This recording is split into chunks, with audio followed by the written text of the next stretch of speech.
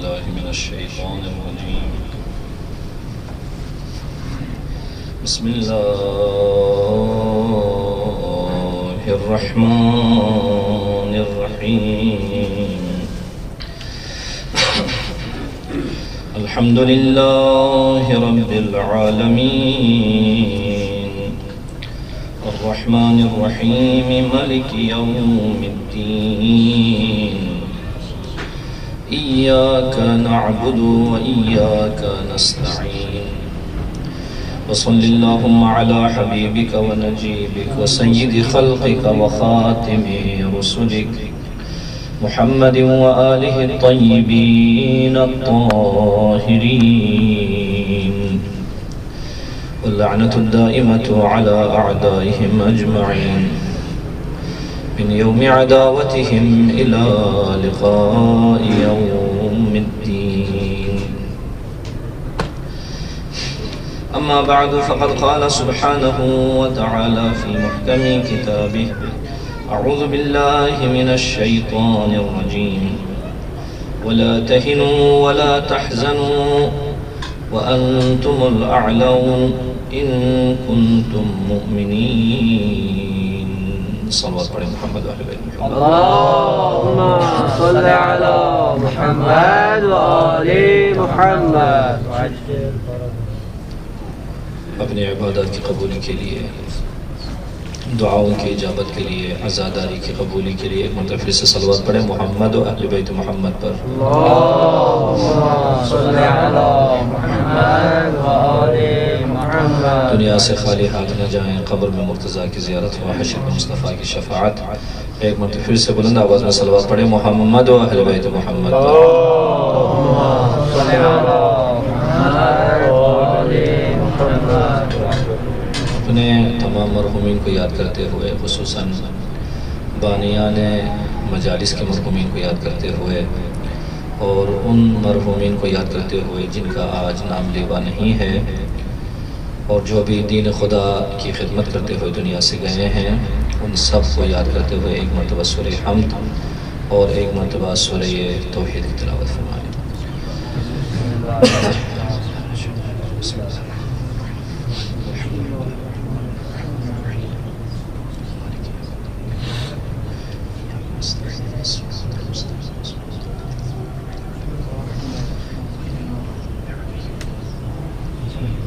بسم الله الرحمن الرحيم لم يلد ولم يولد ولم يكن له كفوا احد اللهم اغفر للمؤمنين والمؤمنات والمسلمين والمسلمات الاحياء منهم والاموات تابع اللهم بيننا وبينهم بالخيرات انك مجيب الدعوات انك على كل شيء قدير برحمتك يا ارحم الراحمين بر محمد واهل بيت محمد صلوات اللهم صل على محمد وآل محمد ٹھیک ہے تعداد کم ہو رہی ہے لیکن صلوات تو وہی ہے جو پہلے سے جو ہے نا ارسال کرتے آئے ہیں تو نثار روح پیغمبر کریم صلی اللہ علیہ وآلہ وسلم و اہل البیت اطہار بلند آواز میں صلوات پڑھے محمد و اہل بیت اللهم صل على محمد وآل محمد کم من فئة غلبت فئة کثیرہ اور اللہ رب العزت نے اگر انسان کو بنایا ہے موت و حیات کو اگر بنایا ہے خلق فرمایا ہے لیبلوکم ایکم احسن عملا کثرت ملاک نہیں ہے بلکہ احسن ملاک ہے حسن ملاک ہے کتنی شرافت ہے کتنا مقام ہے یہ بہت ملاک ہے لہٰذا کبھی تعداد پر جو ہے نا زیادہ تعداد ہمارے لیے مؤثر نہیں ہونا چاہیے صلوات پڑھیں محمد و اہل بیت محمد اللهم صل على محمد وآل محمد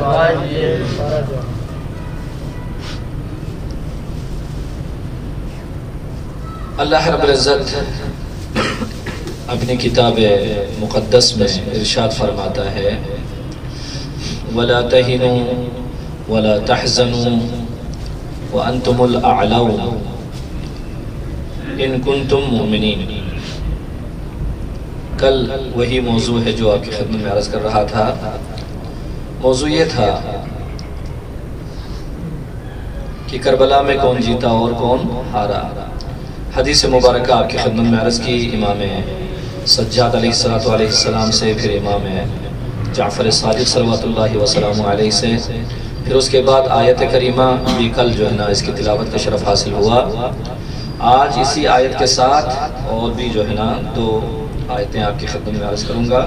بہرحال یہ آیات سورہ مبارکہ آل عمران کی 139 سے لے کر 142 تک، 142 یہ آیات جنگ احد کے بارے میں، اسلام کی دلجوئی کے لیے اور ایک حقیقت کو واضح کرنے کے لیے. اور اللہ رب العزت یہ کہنا چاہتا ہے کہ تمہاری دید فتح کے بارے میں اور ہے اور میری دید اور ہے. تم محدود ہو، بہت ہی محدود ہو، صرف اپنے قدموں کے آگے آپ دیکھنے والے ہیں، بقیہ جو ہے نا ادھر ادھر دنیا کو دیکھنے والے نہیں ہے. دنیا نظر نہیں آتی ہے آپ کو، آخرت نظر نہیں آتی ہے. یہ زمین و آسمان اور یہ دریا کی روانی، یہ چیزیں نظر نہیں آتی ہے. وسعت نہیں ہے، ظرفیت کم ہے.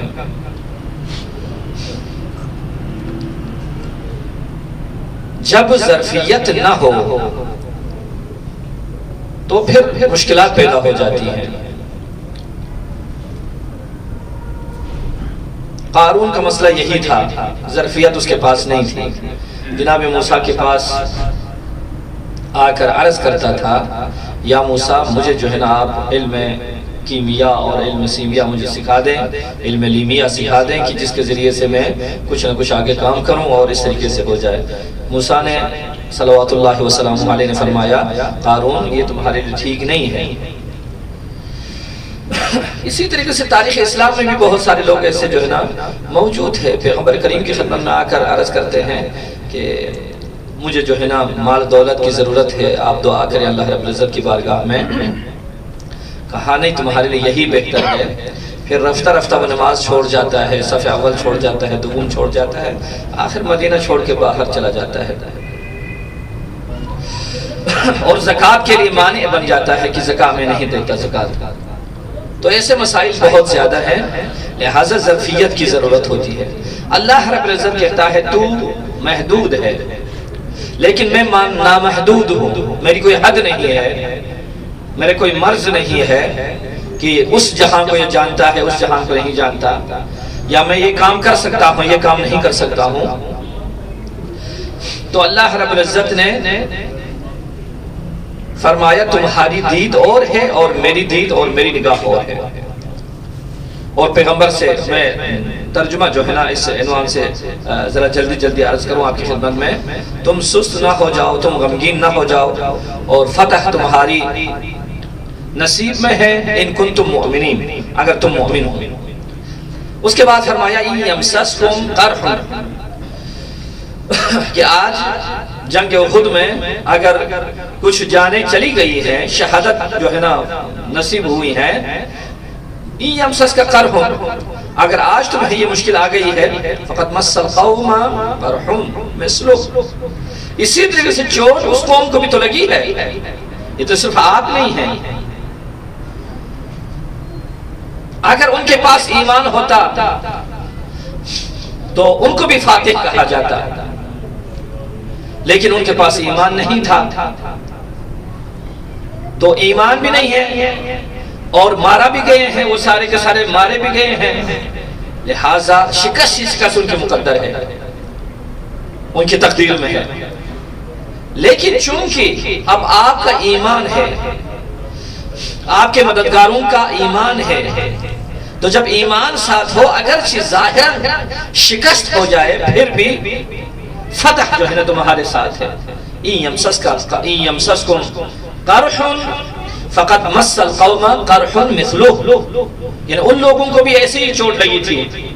پھر بعد میں کہتے ہیں فرماتا ہے اللہ رب العزت وَتِلْكَ الْأَيَّامُ نُدَاوِلُهَا بَيْنَ النَّاسِ، یہ جو آج کسی کی فتح ہے، آج کسی کی شکست ہے، یہ معیار نہیں ہے، یہ تو ہم لوگوں کے درمیان تقسیم کرتے ہیں، کبھی کسی کو دیتے ہیں کبھی کسی کو دیتے ہیں.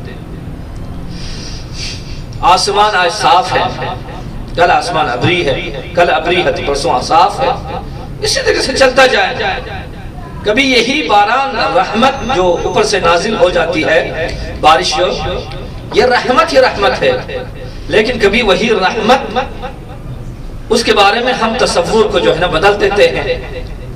خدائے رب العزت کے پاس شاید وہی رحمت ہو، لیکن خدا جانتا ہے کہ اس بارش کی وجہ سے سیلاب آ جائے، اس بارش کی وجہ سے مشکلات ہو جائے تو یہ انسان بیدار ہو جائے، یہ طبیعت میں تبدیلی آ جائے۔ خدا جانتا ہے اس مطلب کو، لیکن ہم نہیں جانتے۔ تلک الایام نداولها بین الناس ولیعلم اللہ الذین آمنوا ویتخذ منکم شہداء واللہ لا يحب الظالمین۔ اور اللہ رب العزت یہ جاننا چاہتا ہے کہ کون مومن ہے کون مومن نہیں ہے۔ اللہ رب العزت کے جاننے سے مراد یہ نہیں ہے کہ خداوند متعال کی طرف جو ہے نا نعوذ باللہ جہل کو جو ہے نا منسوب کیا جائے، لیکن اس کا مطلب یہ ہوتا ہے کہ اللہ رب العزت دوسروں کو دکھا دیں۔ اس کی تاریخ میں بہت زیادہ جو ہے مثالیں بنتی ہیں، ملتی ہیں۔ ان میں سے ایک مثال فرض کریں جو آئے یہ سورہ مبارکہ توبہ جو ہے، جب اللہ کی طرف سے نازل ہو گئی یہ سورت تو جناب حضرت ابوبکر سے کہا رسول خدا نے کہ اس کو جائیں جا کر جو ہے نا مکے میں تلاوت کریں، مشرکین کو سنا دیں۔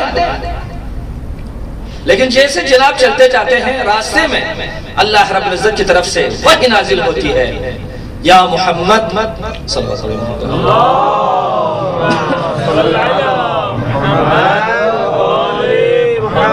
اے میرے حبیب جلدی جائیں، ان کو واپس کر دیں۔ یہ جو تبلیغ ہے اس صورت کو جو پہنچانا ہے، یا آپ بنفس نفیس جا کر پہنچائیں یا کوئی ایسا فرد ہو جو آپ سے ہو۔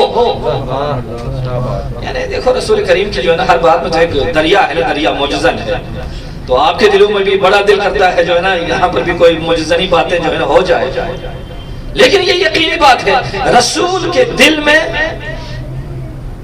بہت مطالب ہیں،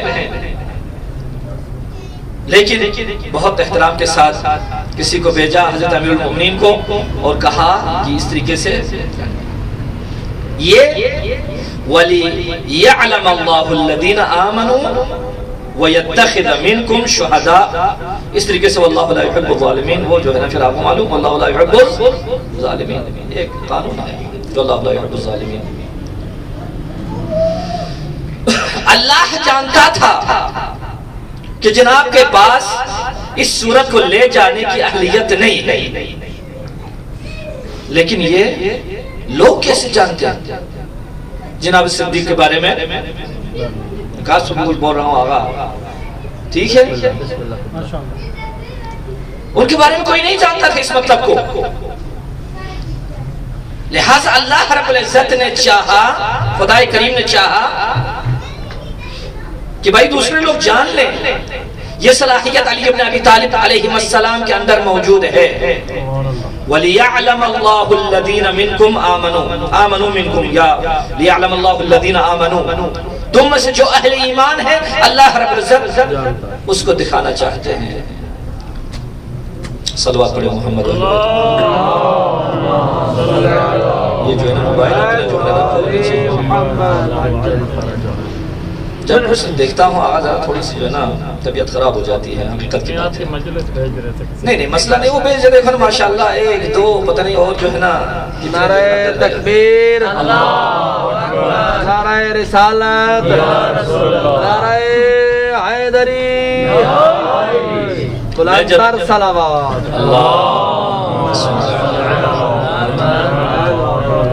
سید مجاہد ہمارے دوستوں میں سے ایسا ورنہ اس زمانے میں شخص کو جو ہے نا نام لے کے بولنے کی ضرورت نہیں ہوتی ہے۔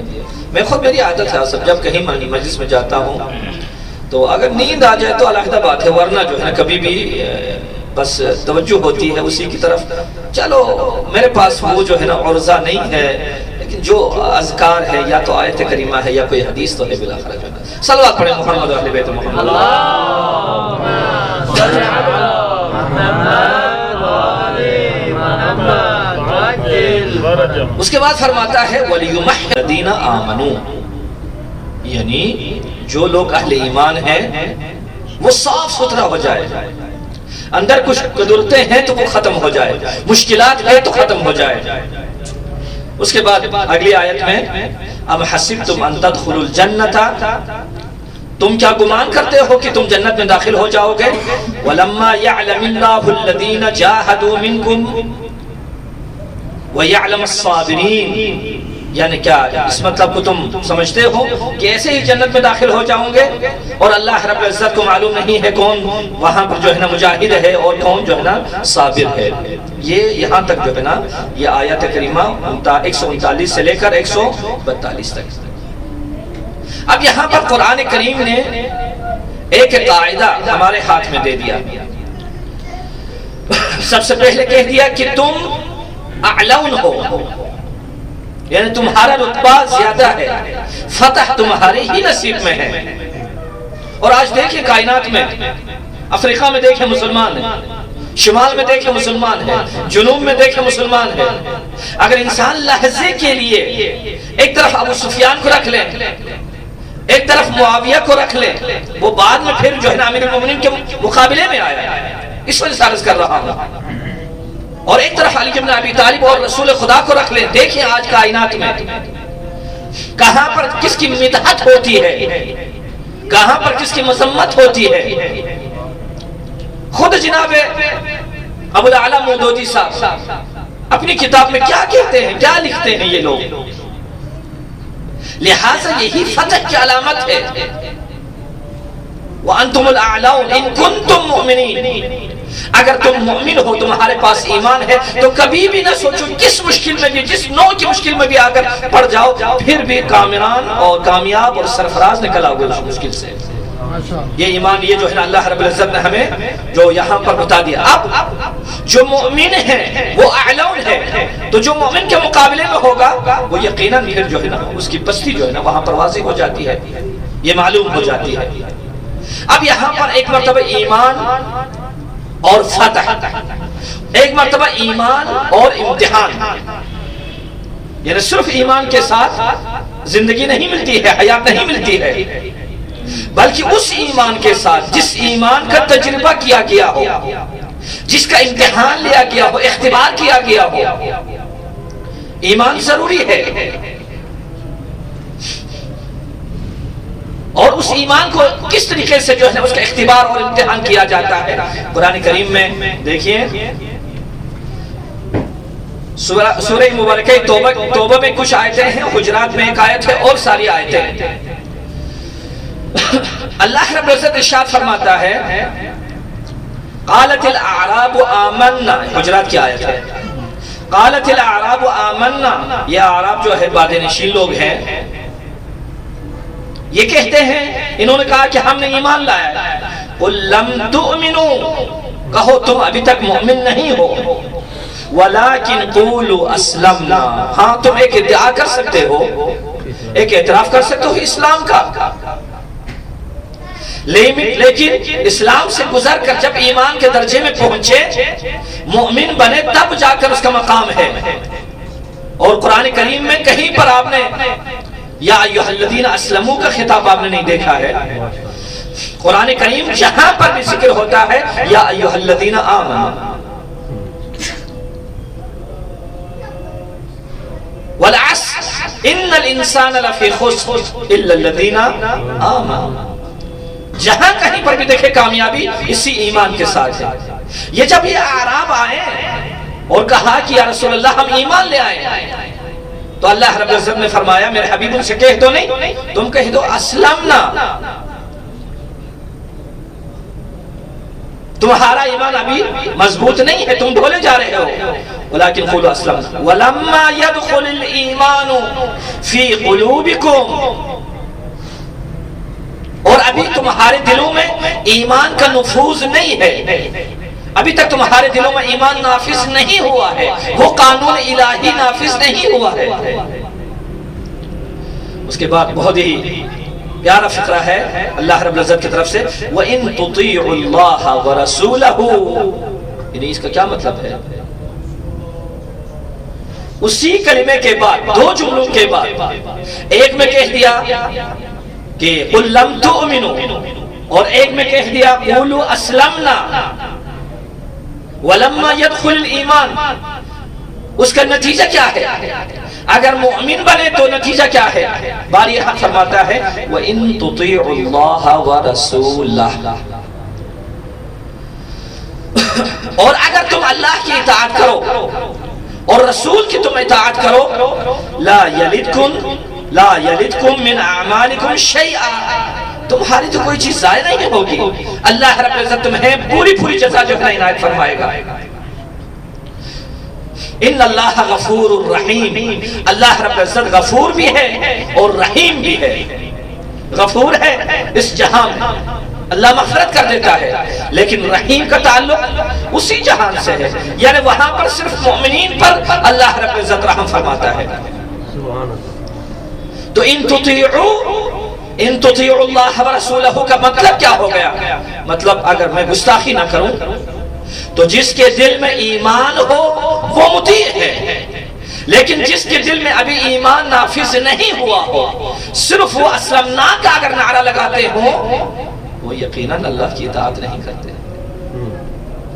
یہی نہیں، اس کا مطلب یہی بنتا ہے، اور رسول کی اطاعت نہیں کرتا، اور جب اللہ کی اطاعت نہیں کرتا، رسول کی اطاعت نہیں کرتا، پھر کس بات کے ہم جو ہے نا اس مسلمان اور اسلامی کی جو ہے نا مسلمان ہونے کے دعویدار ہوں گے؟ لہذا ایمان ہر چیز کا جز ہے۔ ایمان کسی شخصیت کو نہیں جانتا، یہ نہیں کہتے یہ فلانی کا بیٹا ہے، یہ فلان قبیلے کا سردار ہے، یہ فلانی ممبری ہے۔ ایمان صرف اور صرف اطاعت خدا بھی، اطاعت رسول بھی، ورنہ یہ اعراب تو بہت زیادہ ہے۔ اعراب کسے کہتے ہیں؟ اعراب وہی بادیہ نشین لوگ ہیں جو دین سے دور ہیں۔ ہاں اگرچہ بعض جگہوں پر اعراب پھر بالآخرہ اطاعت کرتے ہوئے ایمان لے کے آئے اللہ پر، اللہ کے رسول پر، خدا کے قوانین پر عمل کرنا شروع کر دیا، ان کا بڑا مقام ہے۔ لیکن جو اکثر اعراب جو ہے، الاعراب اشد کفرا و نفاقا، اعراب کافر بھی ہے، اعراب منافق بھی ہے۔ اس کا مطلب یہ نہیں ہے صرف وہی بادیہ نشین ہوں گے، نہیں، یعنی اعراب ہر وہ ضدی انسان، ہر وہ ضدی انسان، ہر وہ فرد جو خدا کا مطیع اپنے آپ کو کہتا ہے، رسول کا مطیع کہتا ہے اپنے آپ کو، لیکن میدان عمل میں آئے تو کچھ بھی نہیں کرتا۔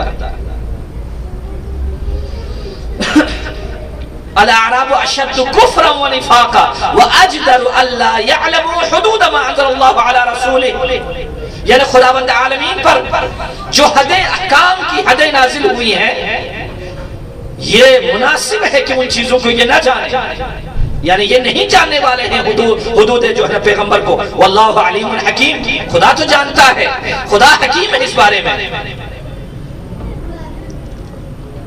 دوسری آیت کریمہ میں وَمِنَ الْأَعْرَابِ مَنْ يَتَّخِذُ مَا يُنْفِقُ مَغْرَمًا، اب دیکھیں اب یہاں پر اعراب کے بارے میں ملاک دیا جا رہا ہے۔ صرف یہ جو کوخ نشین لوگ ہیں، صرف یہ بادیہ نشین لوگ ہیں، بادیہ نشینی موضوعیت نہیں ہے۔ موضوعیت کیا ہے؟ اللہ رب العزت کی حدود کو نہ جاننا، چاہے پیغمبر کریم کے بغل میں ہی نہ رہتا ہو، پیغمبر کے آس پاس ہو، لیکن پھر بھی اگر حدود خدا کو اگر نہیں جانتا ہے وہ اعراب ہے۔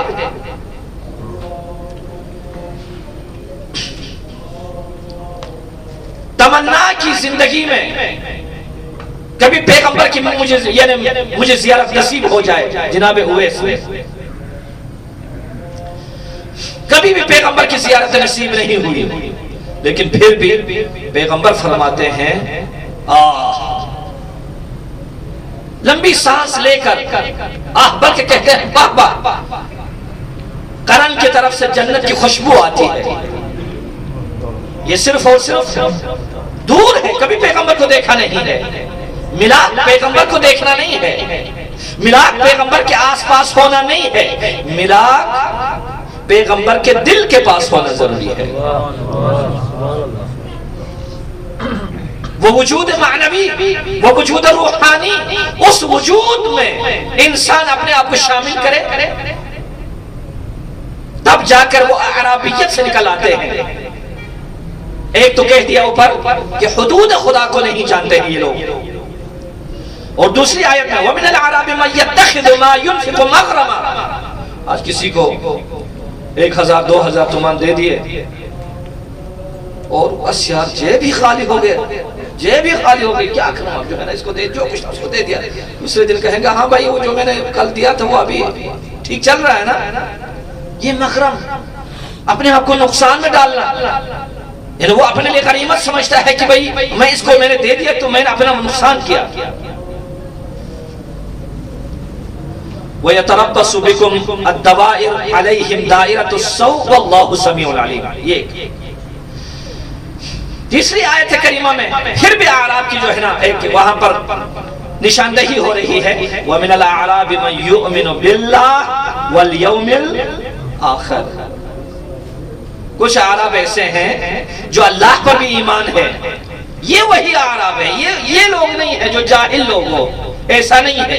پیغمبر کے آس پاس ہو، اپنے آپ کو پیغمبر کے جو ہے نا پروانے اور دیوانے جو ہے نا اس منزل پہ رکھ دے، لیکن یہ نہیں ہے. یہ وہی اعراب ہے. وَمِنَ الْأَعْرَابِ مَن يُؤْمِنُ بِاللَّهِ وَالْيَوْمِ الْآخِرِ وَيَتَّخِذُ مَا يُنْفِقُ قُرُبَاتٍ عِندَ اللَّهِ.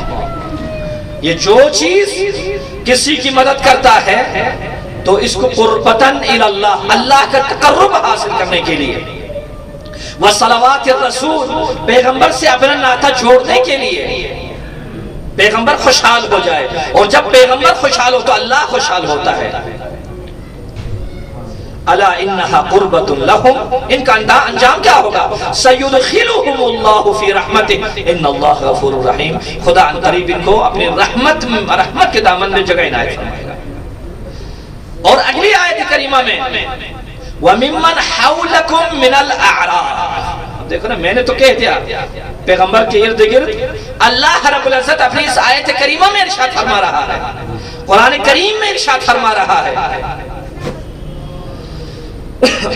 نام سے، قوم سے، قبیلہ سے متاثر ہو جاتے ہیں، حقیقت کی طرف نہیں دیکھتے ہیں اور حدیثیں گڑنا شروع کر دیتے ہیں اور کہتے ہیں اصحابی کالنجوم بِأَيِّهِمْ اِقْتَدَيْتُمْ اِقْتَدَيْتُمْ. بہت عجیب بات ہے، یعنی میرے سارے صحابی آسمان کے ستاروں کی مانند ہے، جس کی تم پیروی کرو تم ہدایت پالو گے. اب جس کی اپنی ہدایت نہیں ہوئی ہے اس کی اقتداء کر کے کہاں پر ہدایت پالے گا انسان؟ وہ خود فاقد ہدایت ہے، وہ دوسری کے لیے ہدایت، دوسرے فرد کے لیے ایجاد ہدایت کیسے کرے؟ ہماری بات نہیں، تمہاری بات نہیں ہے، یہ اسلام کی بات ہے، قرآن کی بات ہے. اللہ رب العزت ارشاد فرماتا ہے وَمِمَّنْ حَوْلَكُمْ مِنَ الْأَعْرَابِ مُنَافِقُونَ. پیغمبر تیرے ارد گرد جو لوگ گھوم رہے ہیں یہاں پر اعراب میں سے جو جاہل لوگ، دیکھو یہ ملاک ہے. اسی وجہ سے اللہ رب العزت کے رسول نے اپنے خلیفہ بلا فصل، خلیفہ برحق، خلیفہ حق و حقیقت امیر المؤمنین علی بن ابی طالب صلوات اللہ وسلامہ علیہما کے بارے میں کیا فرمایا؟ انا مدینۃ العلم وعلی بابها. یعنی یہ اعراب نہیں ہے، یہ جاہل نہیں ہے، یہ میرے ارد گرد اگر گھوم رہے ہیں تو یہ صرف اور صرف علم کی بنا پر ہے، عقیدت کی بنا پر ہے، محبت کی بنا پر ہے، نفاق کی بنا پر نہیں ہے. اللہ نے فرمایا وَمِمَّنْ حَوْلَكُمْ مِنَ الْأَعْرَابِ. اب صاف ظاہر بات ہے پیغمبر کے ارد گرد وہ جو ہے نا بدھو لوگ جو ہے وہ تو نہیں گھومتے تھے، وہ گھومتے تھے جو کوئی کہتا تھا میں یہ ہوں، وہ کوئی کہتا تھا یہ ہوں، ہاں اس طریقے سے قال وقالوا قالوا قال ومن اہل المدینہ مردوا علی النفاق، مردوا علی النفاق. بھائی دیکھو یہ لوگ کافر تو نہیں تھے، مشرک تو نہیں تھے، منافق تھے. جب قرآن کریم نے منافق کو مشرک سے بدتر قرار دیا ہے، کافر سے بدتر قرار دیا ہے، پھر بھی انسان سوئے رہے، دو حدیث کا سہارا لے لے. بنی امیہ کی اس فیکٹری میں جو بنی ہوئی احادیث ہے، اس سانچے میں بنی ہوئی باتیں ہیں، قرآن کریم کو اوپر سے پش ڈال دے. مسلمانوں نے کچھ چیزوں کو بہت زیادہ اہمیت دے دی. یعنی آپ یقین کریں پیغمبر سے زیادہ مسند پیغمبر کو انہوں نے اہمیت دے دی. اب ہم آ جائیں یہاں پر کہتے خدا سے زیادہ پیغمبر اہمیت کا حامل ہے، تو کام ختم ہو گیا. وہ تو پیغمبر ہے، معصوم ہے، جس کی تطہیر کی گواہی اللہ کی کتاب دیتی ہے. لیکن جن کے دلوں میں ہدایت ہے یا ہدایت نہیں ہے، کہنا نہیں چاہتا ان چیزوں کے بارے میں زیادہ جو ہے نا گفتگو، پھر باتیں بھی لمبی ہو جائے گی. جب آپ مسند کو اتنی اہمیت دیں گے، اتنا بلند کریں گے کہ اللہ رب العزت کے رسول کو اس بات کی خبر نہ تھی. نعوذ باللہ ثم نستجیر بہ. پیغمبر کی بیویاں باہر جاتی ہیں، حضرت فلانی ان کو دیکھ لیتے ہیں اور احتجاج کرتے ہیں کہ پردہ ہونا چاہیے. کبھی جو ہے نا انسان سوچتا جو ہے نا رہ جاتا ہے کیا کہیں ان لوگوں کو. اور اس وقت اللہ رب العزت نے اس کی طرف نگاہ کرتے ہوئے اللہ رب العزت نے آیت پردہ جو ہے نا، آیت حجاب اللہ نے جو ہے نازل فرما لیا آپ کی طرف سے. وَمِنْ أَهْلِ الْمَدِينَةِ مَرَدُوا عَلَى النِّفَاقِ نہیں کہا یہاں پر باہر والے اہل مدینہ، جہاں پر یثرب ہے، مدینہ الرسول ہے، اسی کے اندر ہی منافق لوگ موجود ہیں. کس طریقے سے کہتے ہو کہ وہاں پر منافق نہیں تھا؟ قرآن کہتا ہے منافق ہے. لا تعلمهم نحن نعلمهم. میرے حبیب یہ تو دیکھو نا پیغمبر کا احسان ہے، رحمت للعالمین ہے. شرم آتی ہے پیغمبر کو. ایک فرد ہے جو اپنے آپ کو اسلام مسلمان سمجھتا ہے، مسلمان بتاتا ہے، پیغمبر کو شرم آتی ہے اس کے بارے میں کہتے ہیں. کئی جگہوں پر ایسا ہی اللہ نے فرمایا میرے حبیب شرم کرتے ہیں لیکن میں شرم نہیں کرتا. ان اللہ لا یستحی ان یضرب مثلا ما بعوضہ فما فوقہا. یعنی اللہ ان چیزوں سے شرماتا نہیں ہے، لیکن وہ انسانی جو صفت ہے، انسانیت والی وہ صفت ہے، اس وجہ سے پیغمبر حیا محسوس کرتے ہیں. وہاں پر کہتا ہے میرے حبیب تم نہیں جانتے ہو لیکن میں جانتا ہوں. وہ کیا کہیں گے؟ سنعذبهم مرتين، ان کو 2 مرتبہ میں عذاب دوں گا. ثم يردون الى عذاب عظیم. 2 مرتبہ پھر یہ تیسرا ہو گیا. یعنی ایک مرتبہ دنیا میں ذلیل و رسوا کرنا کہ قیامت تک ایک ابلیس ایک مرتبہ خدا کی نافرمانی کی تھی، ایک مرتبہ. کہا ان علیک فخرج فانک رجیم فان علیک لعنت الی یوم الدین. ایک مرتبہ خدا کی نافرمانی کرنے کے ساتھ ابلیس کو اس طریقے سے دھتکارا اپنی بارگاہ سے. لیکن جنہوں نے کبھی بھی زندگی میں پیغمبر کی کوئی بات نہیں مانی ہو، پیغمبر کی حیات میں، پیغمبر کی ممات میں، اس کے بارے میں کیا ہے؟ اللہ نے فرمایا نعذبهم مرتين، اس دنیا میں بھی ہم ان کو عذاب دیں گے. وہی لعنت پھٹکارا جو آج ہو رہا ہے. ایک نفر ہے جس کا نام لے کر سب کے سب صلوات پڑھتے ہیں، لیکن ایک نفر ہے اس کا نام لیتے ہوئے پتہ نہیں کیا کیا دل میں جو ہے نا باتیں آ جاتی ہے. تو بس یہ دنیا میں عذاب، پھر ایک آخرت میں عذاب. ثم يردون الى عذاب عظیم. اس کے بعد جو ٹھکانہ ہے اس کو جو ہے نا دیا جائے گا، وہ جو ہے نا بدترین عذاب. صلوات پڑھیں محمد و اہل بیت محمد. اللہم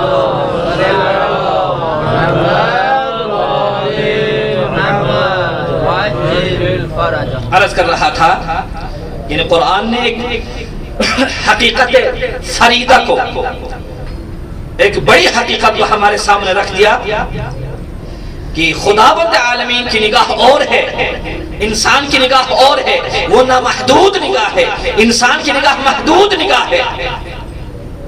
کہا علم، ایمان اور فتح ساتھ ساتھ ہے، جہاں کہیں پر ایمان ہے وہاں پر فتح ہے، اور ہے بھی صحیح۔ اب کہیں ایمان ہار گیا،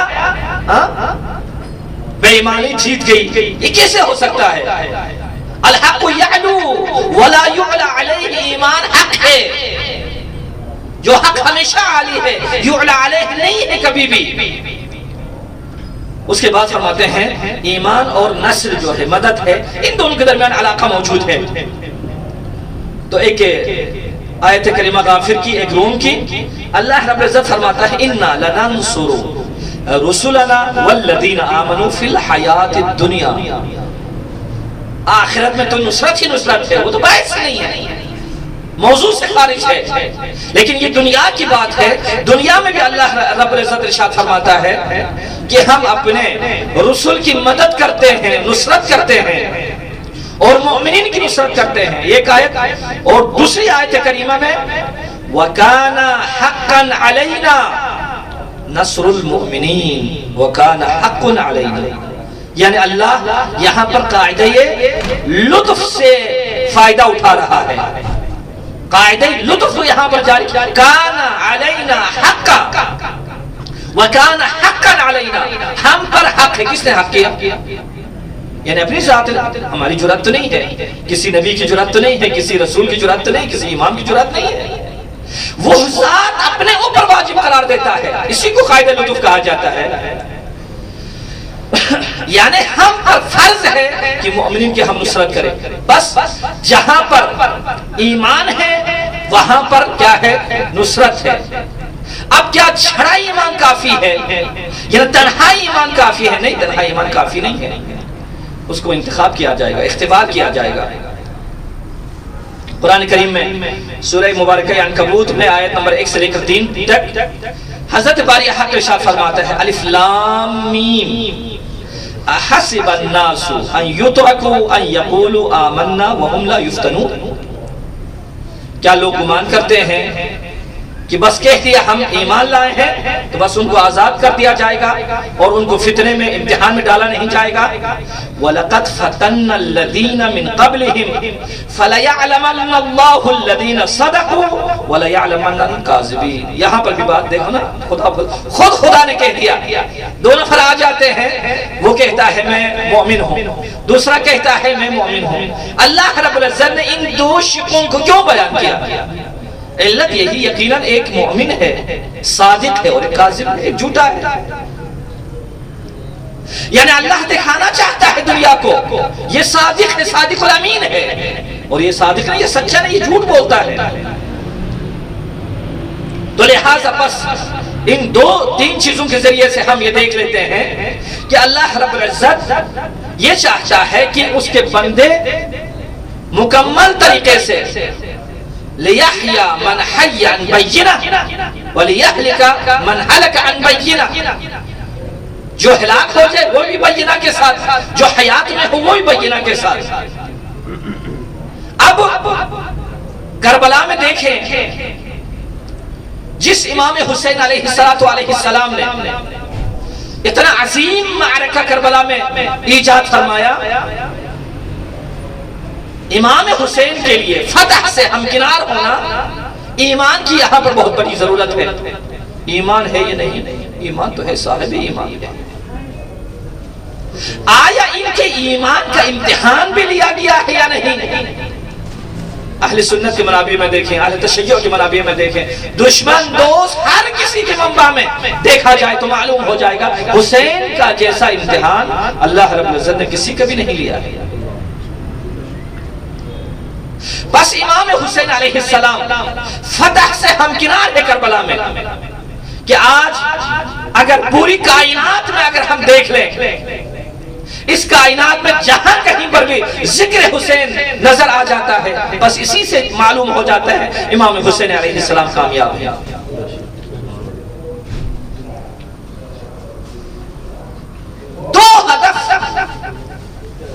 امام حسین علیہ السلام نے اپنے سامنے رکھے 2 ہدف. ایک یہ تھا کہ لوگوں کے ارادوں کو ظالم کے سلطے سے نجات دینا، یعنی لوگوں کی گردن سے جو غلامی کی جو زنجیر ہے اس زنجیر کو توڑ دینا، آزاد کر دینا. اور دوسری چیز یہ تھی کہ ایک فقہی نقطۂ نگاہ سے، شریعت کے نقطۂ نگاہ سے بنی امیہ کے لیے ایک وجہ وجیح پیدا کر دیا گیا تھا ان کے لیے. وقت میں بہرحال گنجائش نہیں ہے اس کی طرف جانے میں، صرف اشارہ کہ وہ سمجھتے تھے کہ بھئی ہمیں کوئی بھی کچھ نہیں کہہ سکتا ہے. اگر کوئی کچھ کہے بنی امیہ کی حکومت کو تو اس نے شریعت کی مخالفت کی ہے، یہ مشروع ہے. تو چنانچہ حضرت امام حسین علیہ السلام نے فرمایا تھا اسیر بسیرت جدی و ابی. امیر المومنین کی خدمت میں آئے کچھ لوگ، کہا مولا آپ جو ہے یہ جو شام کے والی کو کچھ عرصے کے لیے اپنی کرسی پر بٹھا دیں، اس کو جب معاملہ تھوڑا سا جو ہے ٹھنڈا ہو جائے پھر اس کو جو ہے نا بے شک راستے سے ہٹا سکتے ہیں. میرے مولا نے وہاں پر فرمایا تھا میں ایک لحظے کے لیے اس پر میں امضا کرنے کو تیار نہیں ہوں. یقیناً خدا بند متعال ایک لحظے کے لیے بھی امضا کرے یا ہمیشہ کے لیے امضا کرے، رسول ایک لحظے کے لیے بھی امضا کرے اور علی علیہ السلام آ کر ایک لحظے کے لیے، اگر ایک لحظہ بھی اگر اس پر امضا ہو جاتی، اس پر دستخط ہو جاتا، وہ تو مشروع ہو جاتا. تو جس طریقے سے حضرت علی بن ابی طالب سلام اللہ علیہ نے ایک لحظے کے لیے بھی معاویہ کو قبول نہیں فرمایا، اس کی حکومت کو شریعت کے مطابق قرار نہیں دیا، وہ غاصب حکومت قرار دیا، اسی طریقے سے آج حسین علیہ السلام بھی اپنے 2 ہدف جو سامنے تھے ان میں سے ایک ہدف حضرت کا یہی تھا. یہ جو معاویہ کی حکومت کے بعد یزید کی جو حکومت کی یہ مشروع نہیں ہے. ارادے لوگوں نے اپنے زنجیر میں جکر لیے تھے. یہی تلوار ہے، یہی تلوار جس کو صفین میں معاویہ کے خلاف استعمال کی گئی یہ تلوار، اسی تلوار کو یزید نے خرید لیا تھا اپنے لیے. جناب حمام بن غالب جن کی ملاقات امام حسین علیہ السلام سے مکے سے جاتے ہوئے جب ملے تو حمام نے پوچھا یا ابن رسول اللہ ما اعجلکا عن الحج، حج سے کتنی جلدی میں آپ جا رہے ہیں؟ یوم تربیہ کو 8 ظاہراً 8 ماہ ہے ذی الحجہ کو. تو حضرت نے ایک جواب ان کو فرمایا تھا کہ اگر میں عجلہ نہ کروں اخذتو، پکڑ لیں گے یہ لوگ مجھے اور مجھے قتل کر دیں گے، اور میں کبھی بھی نہیں چاہتا ہے، میں نہیں چاہتا کہ خانہ خدا کی بے احترامی ہو جائے. اور بعد میں ایک مرتبہ پوچھا ہاں بتاؤ حمام، جو آپ جو ہے نا فرزدق کے نام سے معروف ہے وہ حمام بن غالب، کہا حمام یہ تو بتاؤ مدینے کے کوفے کے حالات کیسے ہیں؟ تو انہوں نے جواب دیا آپ بہترین خبیر فرد سے پوچھ رہے ہیں. انہوں نے کہہ دیا قلوبہم معک وسیوفہم علیک. کہا ان کے جو قلوب ہے وہ آپ کی طرف مائل ہے، لیکن جو ان کے سیوف ہے، تلوار ہے، شمشیر ہے، وہ آپ کے خلاف میں ہے. تو حضرت نے فرمایا جو بھی ہو جائے تقدیر ذات خداوند کے ہاتھ میں ہے، میں نے اپنے اس انقلاب کو آگے تک لے کے جانا ہے، انتہا تک لے کے جانا ہے. حضرت یہی چاہتے تھے. دیکھیں نا کوفے کی طرف جو انتخاب حضرت کا تھا، جنگ جمل لے لیں، جنگ نہروان لے لیں، جنگ صفین لے لیں، اتنی ساری جنگوں میں کبھی بھی یہ ان لوگوں نے معاویہ کے ساتھ نہیں دیا تھا، امیر المومنین کا ساتھ دیا تھا. لہذا جو فرزدق نے جو کہا قلوبہم معک وَسُيُوفُهُمْ عَلَيْكَ، اس کا مطلب اسی کی طرف اشارہ تھا، یعنی کبھی بھی معاویہ اپنا دل کے لیے کوئی گونسلہ، ایک چھوٹا سا گونسلہ مکے یا کوفے میں بنانے پر وہ قادر نہیں تھا، لیکن تلوار اس نے خرید لیا۔ یہ جو سیاسی ظاہری طور پر اختیارات ہے، اختیارات چھین جائے، بس ایک انسان جنگ میں جا رہا ہے، وہ اپنے اختیار اس کے ساتھ نہ ہو، ہر چیز میں وہ شکست کھا جاتا ہے۔ پھر دیکھیں آپ واقعہ حرہ، مسلم ابن عقبہ، جس کو مسلم ابن عقبہ بھی کہتے ہیں، اس نے آ کر کیا کر دیا مکے میں، مدینے میں، لیکن کسی نے کچھ کہا؟ کچھ بھی نہیں کہا۔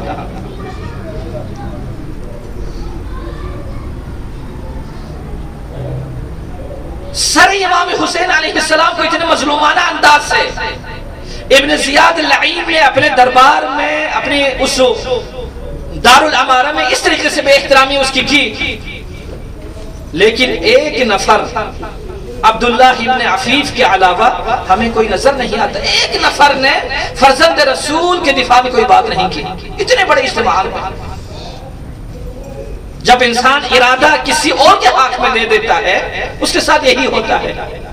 شام میں یزید نے اتنی بے احترامی کی سر مبارک کے ساتھ، دو روایتوں میں سے دوسری روایت کے مطابق وہاں پر زید ابن ارقم کے علاوہ کوئی دوسرا فرد جو ہے وہاں پر آواز اٹھانے کو تیار نہیں تھا۔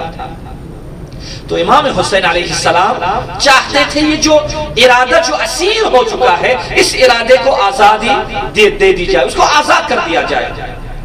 لہٰذا اتنا بڑا انقلاب حضرت نے بپا کر دیا۔ بس چونکہ آج نوحہ بھی نہیں تھا، اس وجہ سے دو چار باتیں ظاہراً ارادہ میرا کم کا تھا، تھوڑا سا جو تھا وہ کریں، لیکن کچھ زیادہ ہو گیا، مطالب جو ہے نا رہ جاتے ہیں، بالآخرہ جو ہے نا انشاءاللہ اہل مطالعہ ہیں، کہنے کی ضرورت نہیں ہوتی، یہاں پر صرف عبادت کو کرنے کے لیے، انجام دینے کے لیے ہے۔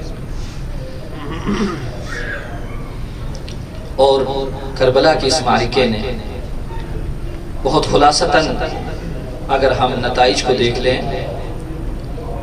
تو آزاد کر دیا، ہر ارادے کو آزاد کر دیا۔ کہ آج آپ دیکھتے ہیں کبھی سعودی عربیہ میں 12-13 سال بچہ جو ہے نا امام جمعہ کے سامنے کھڑا ہو جاتا ہے اور مظلوم کی آواز وہ بلند کرتا ہے، خوف نہیں ہے، ڈر نہیں ہے۔ کسی جگہ پر ایک خاتون آتی ہے، مظلوم کی صدا بن جاتی ہے اور آواز بلند کرتی ہے۔ ایک عالم دین آتا ہے، مظلوم کی آواز بلند کرتا ہے۔ یہی ہے، اسی کو کہتے ہیں کہ ارادوں کو آزاد کرنا۔ کیوں؟ کیونکہ حسین علیہ السلام ابو الاحرار ہے، آزادوں کے باپ حسین ہے۔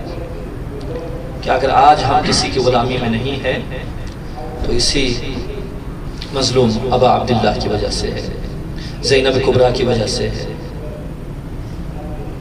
کہ کس طریقے سے ابن زیاد کی جرأت کو توڑا، کت کئی دن امام حضرت زینب سلام اللہ علیہ فرماتی ہیں، کت کئی دن تو جو کچھ کرنا چاہو کر لو، اے یزید لن تمحو ذکرنا، تیرے پاس کبھی بھی یہ قدرت نہیں آئے گی تو ہمارے ذکر کو مٹا دو۔ ایک بیمار ہے، جب ابن زیاد نے کہا کہ علی ابن حسین کو بھی قتل کر دیا جائے، شہید کر دیا جائے، تو حضرت نے فرمایا اتحددنی بالقتل اتحددنی بالموت، کیا تم موت اور قتل کے ذریعے سے مجھے تحدید کرتا ہے؟ یہ شہید ہونا تو ہمارے افتخارات میں سے ہے۔ جب ان چیزوں کو دیکھتے گئے لوگ آزاد ہوتے گئے، ان کے ہاتھوں سے، ان کے شکنجوں سے آزاد ہوتے گئے۔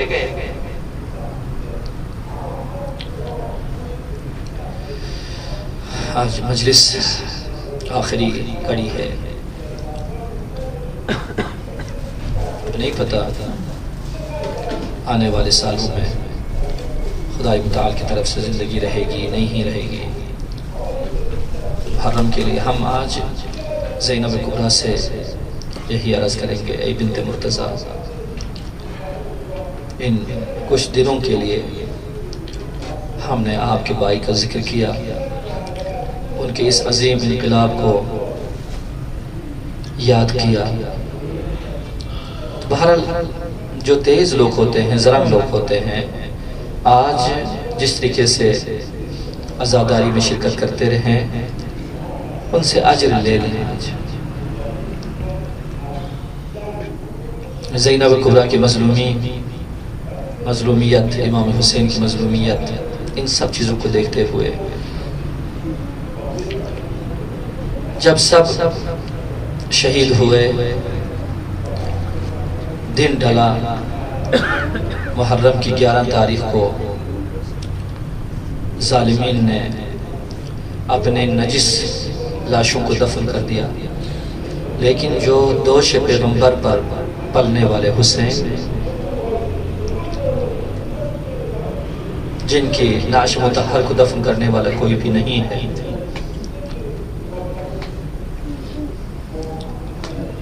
کاروان اہل البیت کو لے کر کوفے کی طرف روانہ ہو رہے ہیں۔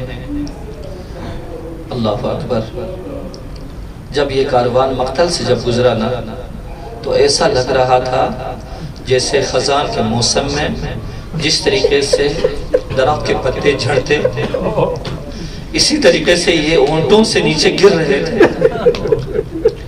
کوئی حسین کی لاشے کو سینے سے لگا کر، کوئی اکبر کی لاشے کو سینے سے لگا کر، لیکن اس مظلوم امام پر ہم قربان ہو جائے جن کے قدم کو اونٹ کے پیٹ کے ذریعے سے باندھ دیا گیا تھا، دست مبارک کو گردن مطہر کے ساتھ باندھ دیا گیا تھا۔ وہ بارف دیکھتے کچھ نہیں کر پاتے تو آنکھیں پلٹنا شروع ہو جاتی ہیں سجاد کی۔ جب زینب نے دیکھا سجاد کی جان خطرے میں، جلدی سے امامت کو بچانے کے لیے جو ہر موڑ پر سجاد کو زینب نے بچانا تھا، اب بھی زینب سجاد کے پاس جاتی ہے اور عرض کرتی ہے کیا ہو گیا؟ مالی ارا تجود بنفسی، سجاد میں دیکھ رہی ہوں تو جان دے رہا ہے، کیا ہو گیا؟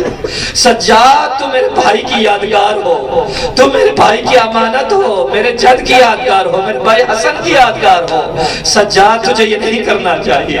تو کہا پھوپھی اماں نہیں دیکھ رہے میرے بابا کی لاش کے ساتھ کیا ہو گیا ہے؟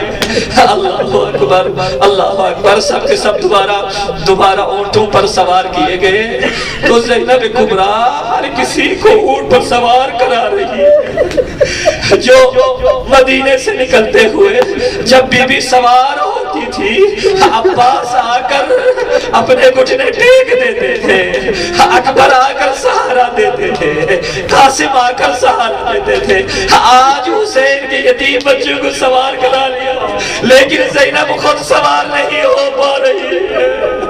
اللہ اکبر! جب ظالموں نے زینب کے پاس آ کر کہا زینب سوار ہو جاؤ، تازیہ نے ہاتھ میں لیے ہوئے، تو زینب فرات کا رخ کر کے کہتی ہے بھیا عباس، آپ کی غیرت کہاں گئی ہے؟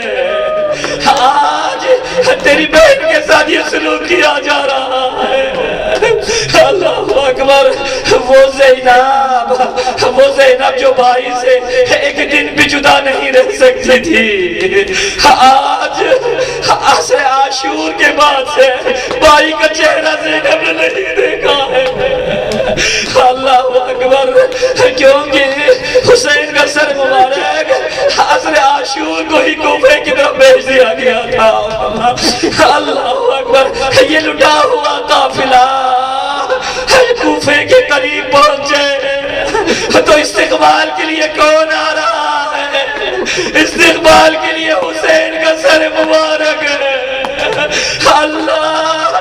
جب زینب نے بھیا کا سر مبارک دیکھا، اپنے سر مبارک کو محمل کے اس لکڑی کے ساتھ زینب کے سر مبارک سے خون بہنا شروع ہوا۔ بڑے پیار سے سر مبارک کی طرف دیکھا اور فرمایا یا ہلالات لما استتم کمالا غالہ غصبتون فعبدہ غروبہ، او میرے چاند، اے میرے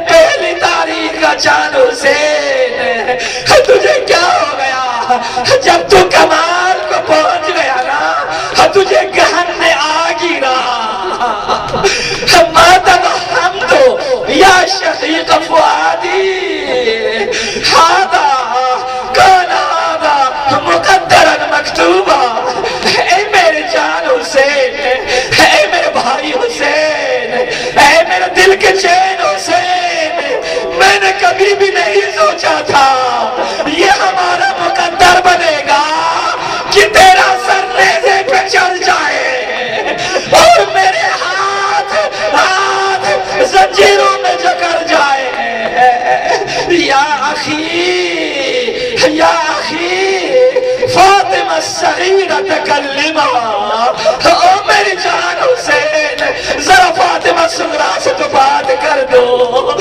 قد قادا قلبها ان یذوبا، حسین جب خیام کو آگ لگی، جب شمر کے تازی آنے لگے، اس کے بعد سے تیری بیٹی چپ ہے، کچھ بولتی نہیں.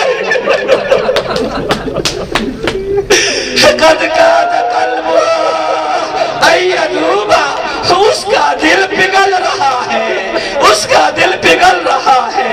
یا اخی یا اخی یا اخی ما توہمت، اے میرے بھائی میں نے یہ گمان نہیں کیا تھا.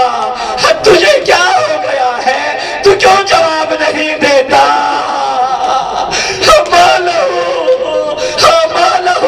قد قسا وصار سلیما، میرا بھیا آپ کا دل اتنا سخت تو نہ تھا، اس دل کو کیا ہو گیا ہے؟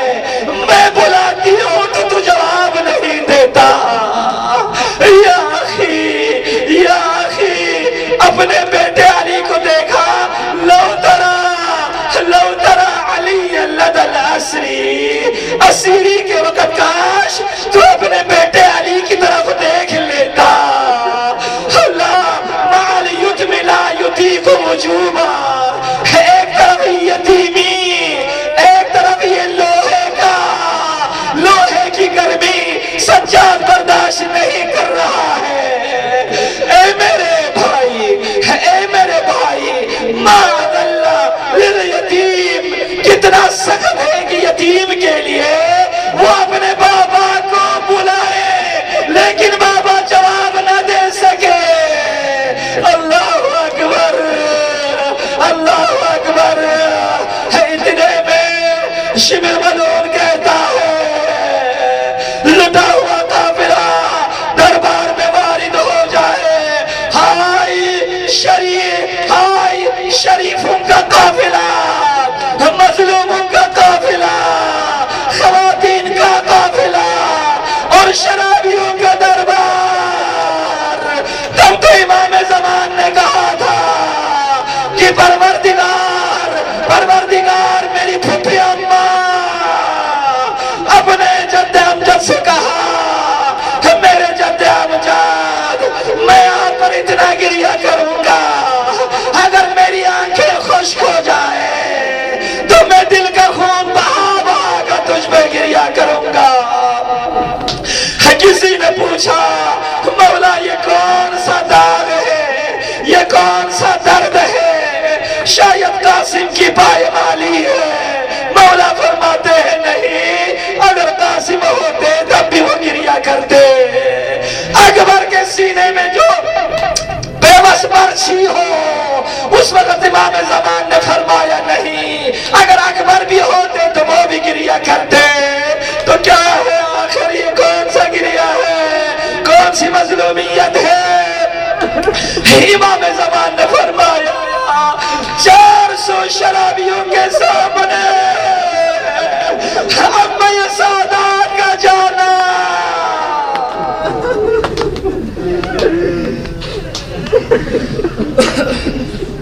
ولا لعنة الله على القوم الظالمين وسيعلم الذين ظلموا أي منقلب ينقلبون. حالات بہت مشکل ہے،